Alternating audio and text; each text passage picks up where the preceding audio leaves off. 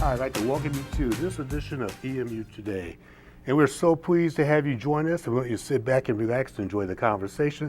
Sarah Polaracki, how are you? I could be warmer, but otherwise I'm great. How are you? I'm doing fine. And this is your last show. Yes, after this I'm headed down to West Virginia University, and I'm so sad to be leaving. And we've been doing this for 2 years together. Yes, 10 episodes, I 10 believe. episodes. Oh But you know what? That means you're graduating, you're going to become an alum. And today's show is focused on EMU alums. That's exciting for you, huh? Mm-hmm. All right. And speaking of alums, we are very pleased to welcome to our very first guest, Mr. Kenneth Dobson. And Kim is, in fact, an Eastern Michigan University alum, class of 1995. Yes, is that sir. right? Yes, sir. And you are currently the Senior Director of Government Affairs for the Meridian, which is a well care company. Is that right? Correct, sir. All right. Yes. All right. So talk to us about your experience here at Eastern Michigan. Wow, my experience here at Eastern, Mark, was wonderful. I came to Eastern in 1990. So I got accepted at Western, Central, and Eastern, and I picked Eastern Michigan hands down.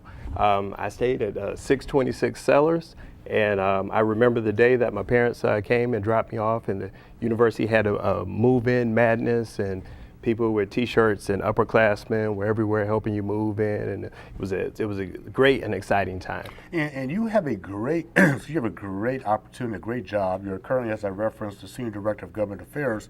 Talk to us briefly. What does that role entail as well? Mm-hmm.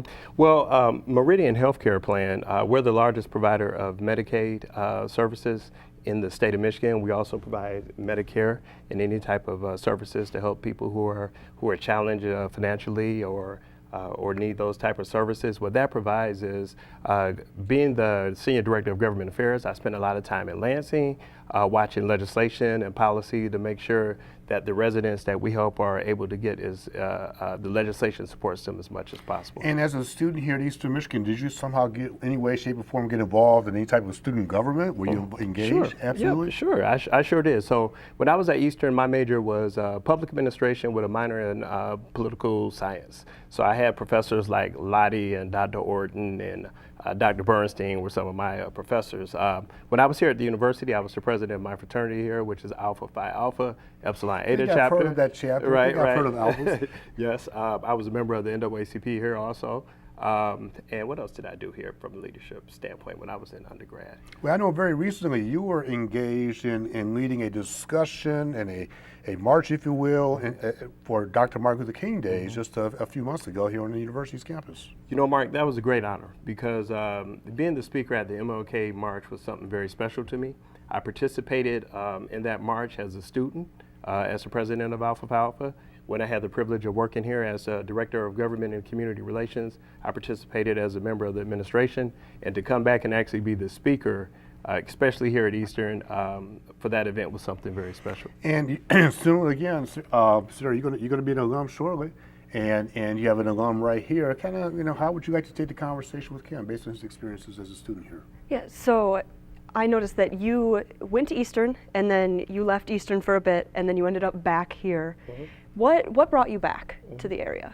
Well, when I actually came back to Michigan, I was actually working for the U.S. House of Representatives, and I was traveling between D.C. and Detroit. And what actually brought me back here is I bought a house. I bought a house on West 7 Mile and Outer Drive. Oh, that's my old neighborhood. Right. on Littlefield, I was on Littlefield. So that's actually what brought me back. And when I came back, I was fortunate enough to work for a great company, and it's been a great experience. So glad to hear. That's one of my concerns about moving away, because I hear a lot of students that they get jobs in the area. Mm-hmm.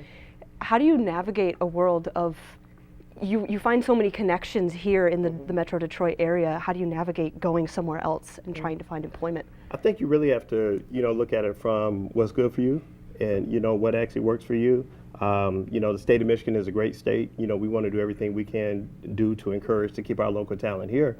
But sometimes you do have to go, like in my case, a political science and public administration person who wouldn't want to work in Washington, D.C. So sometimes you do have to go away and get your proper training, but just make sure you bring that proper training back to Michigan. Mm-hmm. And excuse me, while you were here, you also worked for City Council. You were representative for Detroit City Council? Yes. I actually worked for Alberta Tinsley Talabi. Sure. 1 month after I graduated, I started working at Detroit City Council. I started off in the Research and Analysis Department, which is the department that provides all the data and statistical information.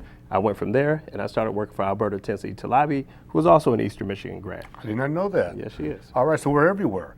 And talk about the experiences as an EMU student and how they prepared you for your professional career. I talk about the university often. When I was here, I still remember the courses, accounting 240 and 241, and I think it was math 218 and 219. But the university had math labs, and in the old library there were accounting labs downstairs where you had tutors, and they actually had VHS tapes where you could actually go over the classwork again, which was very helpful for me. What I also learned in my political science classes was to be an independent thinker. But also learn the policies and legislations, and I think that department provided a solid foundation for me. Yeah, and as you've continued to progress throughout your career, what advice or counsel would you give to someone who will be graduating very shortly, to other students coming out of Eastern, other people may be watching the show today who are not affiliated with the university? What do you tell that young person getting ready to graduate as they get ready to embark into their career? What I would say is, I think you need to map out a plan. You need to take I know a lot of people talk about it, but I think you need to map out a plan and you need to chart where you want to be. And I did my plan every 5 years. So it was a 5-year increments on where you wanted to be and what you wanted to do, how much you wanted to weigh, as you get older. Seriously though, but I think it's very helpful. And what you do every 6 months is you look at your timeline and you see if you're on track or not. Or sometimes the timeline has to change depending on what you want to do. So you really have to evaluate yourself, focus on what you want to do, and then kind of outline the steps you need to take to get there. That's looking at the future, actually, recently looking at everything on the government level. I've been inspired by student activists around Eastern's campus to look into my own level of activism. And I know you've worked in different levels of government. What would be your advice to someone from any discipline on getting their voice heard and getting active?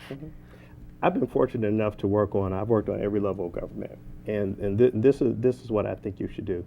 You have to, I strongly support people standing up for their rights and being activists and things like that. But make sure you know the rules of the game before you get in it. Make sure you know what the pros and the cons of whatever the issue is that you're supporting, so that you can speak to both sides. One, so that you can support your view, and two, so that you could counter some of the challenges that you're going to get from a counter side. But you have to really understand how to reach out to your local government officials if you're in the city, to the mayor, the city council, your U.S. representative, your senator, your state representatives, and things like that.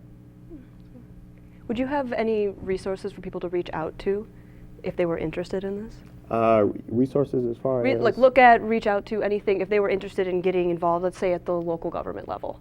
Yes, I would think, I think if you go to the website of the municipality that you live in or something like that, and just start off with your city council or your mayor's office, oftentimes there's different organizations and things that have links on those websites where you can actually get involved. You can actually do, this is the age of technology. You could actually do a Google search and look up whatever it is. If you're interested in saving pets or whatever, you could, look that up on Google and find local associations in your area that you can get involved with. Excuse me, one of the things about EMU alums is that I've noticed that they give back to the community. They've also given back to undergrads as well. And I've known you for several years now, Ken, and I know that you've given back. Talk about the importance as an alum of reaching back and helping other EMU students, whether as an undergrad student here or even reaching out to other alums who've graduated. Talk about that network. I think it's very important. When I worked here as a director of government affairs, something that I liked the most was not actually talking about government affairs. It was actually when the students would come up to me when I was walking around campus. They would say, "Hey, Mr. Dobson, I'm thinking about getting into political science. Can you speak to me about it?" Or, "Hey, Mr. Dobson, I'm thinking about these classes or those classes." I think alumni who get their education here, I want to give back. Anytime Eastern Michigan calls me to do anything, hey, I jump at the opportunity to participate. I think it's important once you get out there and you get in your niche, or you start getting experience, that you bring it back to the university. There are a lot of good students here and the professors are outstanding, but it also helps to hear from people who are actually in in the industry. You know, and one of the things that, as you know, I teach here as well, is after students graduate, I'm amazed at how many students will connect with me through social media. And some students will simply just email me directly and wanting to keep in touch with me. What do you think your strategy is going to be as you graduate in terms of just staying in touch with your professors and other students here on campus? I've had a few professors that have said, like, I'll add you on Facebook once you're not my student. I have a few that said, like, you can add me on LinkedIn now, but don't add me on anything else until you're not a student with me anymore, etc. So I know it comes down to personal preference of the professor, but honestly just asking them if I can stay connected. And the power of the network, Ken, is very important, you think? Oh, networking is important. I don't use Facebook a lot, but I look at LinkedIn every day, trying to reach out and connect to different people, and you know, not just in my field with political people, but people in different healthcare associations and things like that. And anytime I see a person from Eastern Michigan trying to connect with me, you know, I accept that link, you know, just for networking purposes. And we talk about the power of the network, and we have all this technology, but sometimes it's okay to have the value and basically the old-fashioned handshake and looking at someone eye to eye and having that conversation with them as well, because you can learn so much from a person's body language. Right. I think there's nothing like direct interaction with somebody, especially when you're talking to young students and you could really look them in the eye and really get a feel for what they're thinking or what they're asking, because sometimes people are shy and they want to ask you questions directly, and you kind of have to figure out what they're saying and get it out of them. So I don't think there's anything better than direct communication. Anything that you want to say in closing 15 seconds to people watching you today? Yes. First, I would like to thank Mark and Sarah for the opportunity of speaking with you today, and I'd like to thank Walter Kraft for having me here. I would like to say, you know, I enjoyed my time at Eastern Michigan University. It's a great university. I would encourage anyone to attend this university, and I'm a proud EMU alum. And we thank you very much for everything you're doing. Natalia Escalante is going to talk about the newly renovated Eastern Eateries. Each of the booths has outlets for HDMI and USB, and then your power. So you can kind of set up shop there and spend quite a few hours in the booths. Hey everyone, I'm Natalia Escalante, and today we're in the Eastern Eateries, a dining facility on campus. The Eastern Eateries has received renovations, and it looks much different than it did before. If you've been in here prior to this school year, you might not even recognize it. Today, I'll be talking to Joe Brothers, who manages the Eateries, and Gretchen Sanchez, who is the Director of Residential Dining. Let's take a look at the Eastern Eateries. We underwent a renovation this past year, and in August we opened up with a $4.5 million renovation. 3/4 of it went to the dining room and the dining experience. We did get some updates in the kitchen as well, but everything from the floors, the ceiling, the lightings, all new seating. It's really important that we renovated just to kind of rebrand everything at the Eateries. It had a different feel to it than what we wanted for our students and faculty. So new hours of operation, new concepts, a new dining experience, so we really can show off and be the place to be on campus. Eagles Grind has a gourmet bake case and Starbucks products. We also have a really large marketplace that does homemade pizzas, and then a really large variety of convenience items. Cluck is very similar to last year, but that has kind of the home style food. And then our Grill 734 has made to order sandwiches and pastas. And then for a healthier option, we have Chopped and Wrapped, which is your salads and wraps. Everybody nowadays is walking around with their cords, looking for a place to plug in their phone, their computers.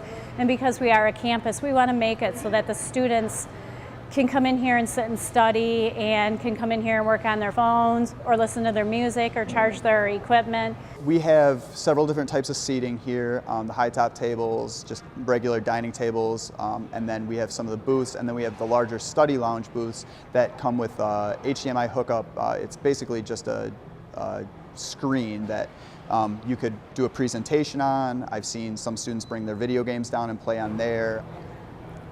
The students' response has been overwhelmingly positive, from the increased hours of operation to the options that we have, the limited time options that we've been able to put on the kiosks. So the kiosks, in a nutshell, they are touch screens. So if you wanted to order, example, from the grill, we have 3 kiosks dedicated to the grill, and it has their menu readily available on the screen. So you can see actual pictures and prices of the ingredients. It also has the caloric information. So you can add and subtract items that you want, kind of a build your own experience. And that's really what this generation is looking for, something where they can go up, place their order, and just do what they need to do and get their business done and move along. And we wanted to be able to provide that for them.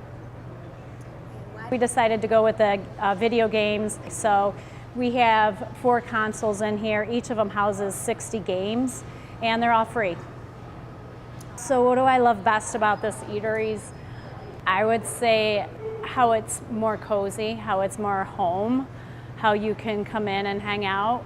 I was a student here when we first opened in 1989, and so this was kind of like always my baby. So to see it grow and bloom into some facility where students really want to come in, you know, they can come in from the resident halls and they're in their pajamas and they're in their slippers, and it's just like home.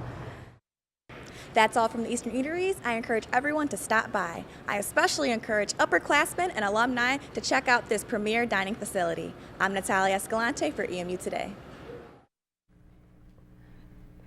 Oh, some good things are happening over at Eastern Eateries. I would tell you when I was a student here at Eastern, and we didn't have those types of options a long time ago. So thank you, Natalia Escalante, for giving us the latest and the greatest on what's happening on campus. You get a chance to enjoy those eateries over there? I live off campus now, so I don't have a food plan, but I'm going to have to pop by to check them out. I got to check it out as well. And speaking of checking it out, we have another alum here, Mr. Brian Kruger. He's an entrepreneur, right? Founder and producer and director of Stunt3 Multimedia. That's right. Is that right? Yeah. And you have a double major, BA in Communication Media and Theater Arts. You have an English Language and Literature degree, class of '87. Welcome. Right. Thank you very much. It's great to be here with you guys. We're so glad to have you. Thanks.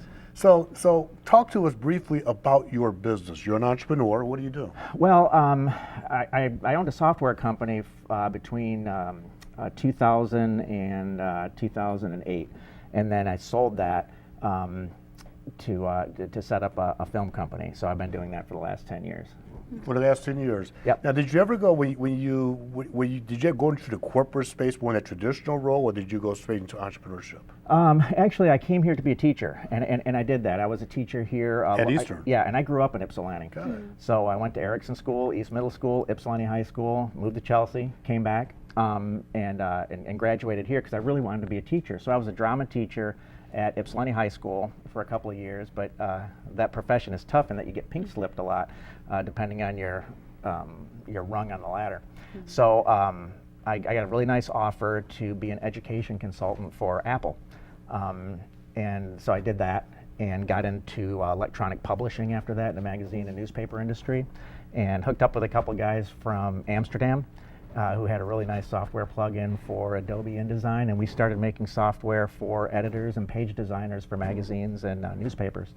So I did all that, but my heart was still in performing. So during that entire time, and this sounds like a left turn, but I was a stand-up comic, and worked with a company. I worked with a group of guys that were also from Ypsilanti, and we were Stunt Johnson Theater. We all graduated about the same time, and we got discovered by Tim Allen before he signed with Disney. So we worked the improv circuit, Las Vegas, Los Angeles, and we'd all keep coming back to do our regular day jobs. But that was a lot of fun. We ended up doing that for about 20 years during this entire time. We retired because we got a little bit older and we weren't quite as funny on stage anymore, I guess. Well, but talk to us, that's an interesting background, and talk to us about your experience as a student here. Okay. And how it prepared you for what you're currently doing. Talk about your experience as a student. Very different from Ken's. I was a very typical blue-collar commuter. I lived here. I worked at the bike shop on Michigan Ave, Ipsy Cycle, repaired bicycles. I would work enough to buy a couple of credits to come here and work again. If you look at my stay here, I was here for 6 years because I would do a little bit of, like I say, I'd buy a few classes, get there, and then buy a few more, have to take a semester off, buy a few more. Ended up my last semester doing my student teaching and a bunch of other classes because I wanted to really graduate. So I had 18 hours that last semester. So it was really tough. So I didn't get a chance to do a lot of the on-campus things or the dorm life or anything like that. The shows I worked at Quirk were mostly lights, makeup, and things like that. I really missed out on that part, but I did what I could, and I was really happy because my degree at Eastern opened up so many doors for me, even though it wasn't in my profession. So it sounds like a slightly different experience as a student than you, for example. Yes, because I'm also active in the Quirk community. Oh, cool. And we do have a few students like you who kind of pop in and out, and they Yeah. try to be as active as they can, but they're just working their way through school. Yeah. So no shame in that. Yeah, it was. You know, and the thing about EMU students, the university has all different types of students. We have the more, I just say non-traditional / commuter student, where people commuting in from different parts of the metro area and across the Midwest. We have the traditional student, for the lack of a better phrase, staying on campus to get that experience. Talk to us about the experience of you kind of being that more non-traditional, commuting, working. How did that help build your background and your experiential base as you thought about your profession as well? Well, I was so focused on being a teacher when I was here. That's really all I thought about. Is I watched everything going on at Quirk and thought, how can I, build this into my teaching career? That's what I was really laser focused on. So I spent a lot of time with the people in the education department. And I don't know if the building's still there. Maybe it was Boone. I can't remember so much. But so you end up spending time with people who are doing the same things you are, the people who aren't living in the dorms and things like that. So I was happy. The social life was cool on it. But all of that, prepared me forward to being a teacher. I mean, that's all it really did, which was cool. Yeah. The people that I meet who come to school to be teachers, like every single one is so drastically different. Yeah. And I've found like watching them all kind of come into their careers and start to flourish, that each one's like their different perspective just helps them so much with connecting to students. It does. And what I also saw is you get in a room with a bunch of other teachers and it's a little bit like the military in that some just don't cut it. They get in front of their first classes before student teaching, like pre-student teaching, and they come back with that death look on their face, like, I was in a middle school for 2 days, and we sit down, it'll be okay, because it was going to be really tough. But watching those people get weeded out here and there was interesting too. I miss it. I miss teaching like the end of, and someday maybe I'll go back. Yeah. But as far as a profession for me at the time to be secure, it just wasn't. And so that was. But you're part of Stunt3 Multimedia. Yes. So talk to us about that business and what you're focused on. What's your primary mission and types of clients that you have? The big mission is to tell stories that have been forgotten in time, that people even around here would go, that happened here? In Ypsilanti in here? Ypsilanti, in Michigan, and throughout. Our very first story, and I'll make this quick, in 1974, a 12-year-old girl by the name of Carolyn King decided to try out for Little League Baseball when little girls couldn't try out for Little League Baseball. And she came over here, and it was at Eastern, it was at Bowen Fieldhouse, and they told her she couldn't try out, and they said, oh, go ahead and try out. They ended up drafting her. That next day, she got called to be on the team, and then Williamsport, Pennsylvania, the headquarters of Little League, found out and said, if she takes the field, we're going to take your charter away. And Ypsilanti had one of the oldest Little League charters in the country. And so the then mayor of Ypsilanti, George Goodman, said, well, if you guys don't let her play, the city pays for the umpires, the baseballs, and the uniforms, so I can't let the boys play either. That story went to the wire that night, and it went national. The next night, Walter Cronkite was talking about it. That was the summer of Watergate. So Cronkite was talking about Watergate for a few weeks, and at the end of those broadcasts, would talk about that girl from that strange town called Ypsilanti and whether or not she'd play baseball or not. That went on for about 3 weeks. All 3 networks showed up at Candy Cane Park here. There were 3,000 people watching that Little League game to see if she would take the field. She did. Ypsilanti lost their charter. It became a national story. Little girls all over the country sued Little League, changed the rules. After that summer, because of Carolyn King, over 7 million girls have played Little League baseball. And that happened here, and people didn't. Had no forgot idea. it. Right, so I made a film about it. It's a long story about that. How often do you produce these types of films, documentaries? About 1 a year. 1 a year? Yeah. Really? And where can people see them? They're kind of everywhere, either PBS, we stream them. We also give them away. If you're like me, you like watching documentaries, but you don't like buying them. It's a tough business plan. So we get foundations like the Kellogg Foundation, the Helpy Charitable Fund, to buy them from us and give them away to all of the high schools in the state. We're working on a national program for all of the high schools in the nation. and that helps fund the next project and the next project and the next So in project. the previous segment, we had Ken talking about the power of the network and advice and the counsel that we asked him to give to soon-to-be alums, if Yeah. you will. So you have Sarah here who's graduating soon. What advice would you give to her as a current EMU senior who's going to be graduating in a not-too-distant future? I'd call it a companion plan to Ken's, and that is this. He says make a plan, know how much you're going to weigh in 5 years. I would say keep your head on a swivel, and as the winds change, be ready to change with them, because if you can do that, you'll have a very successful career. Mm-hmm. I noticed when picking through your bio that you may have left teaching, but you never fully left educational content. That's true. Because could you talk a little bit about the companion educational stuff that comes with your documentaries? Right. Yeah, so the documentary is one thing, but I put them in packages where I write lesson plans and study guides for teachers who don't know the story, because a lot of them will see it and go, what really happened? And if I can explain that in a paragraph, they can go, I can use this in a classroom. That just happened with our film Black and Blue for Black History Month this month, and that's been spread now, I think, over 3,000 or 4,000 schools. And it helps teachers get it and then be able to teach it the next week. So I take pride in being able to do that and write the lesson plan still. So you're right, it keeps one foot in the classroom. I absolutely love that. I have cool. I have all kinds of other art interests, and I've always wondered, how do I build that into my love for filmmaking, and recently a newfound love for documentary filmmaking. Great. So, Do you want to get into documentary filmmaking yourself, or is that something that you kind of shine? You do? there is a researcher at WVU where I'm going for grad school who specializes in documentary films. Let everybody know what university that is, by the way. West Virginia University. Okay, yes. cool. Good. So I'm very interested. Good. And as we think about the Sarahs of the world and the other graduates who are getting ready to leave, anything else that you want to say to those viewing, whether they're a student at Eastern Michigan or across the state of Michigan? This show does go across beyond the state of Michigan. What would you like to say to them? I would say that don't get too preoccupied. I have a son that's interviewing today for medical school at Wayne State, and he's been doing that dance all over the place. And it doesn't really matter where you go, just go, own it, embrace it, and make it your own, and make it your own story. So when people talk to me, should I go to Eastern? Absolutely, go to Eastern. There's good people there and there's good stories. When you come out of there in 4 years, or however long it takes, make that your own story and make it work for you. So don't be discouraged for where you can't go, really embrace where you can go. Just go. And I think that, to me, is the key message, is embrace the opportunity here. When you leave here, the university, embrace the future. Your whole future is still ahead of you.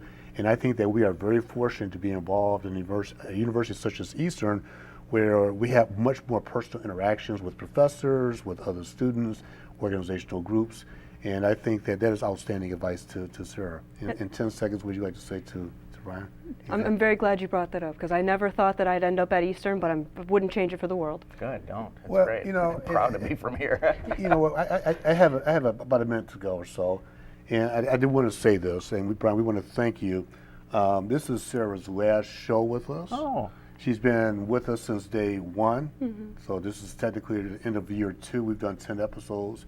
And personally speaking, to watch you grow from where you were 2 years ago to where you are today has been a distinct honor. It's been a distinct pleasure to watch you get to that next level.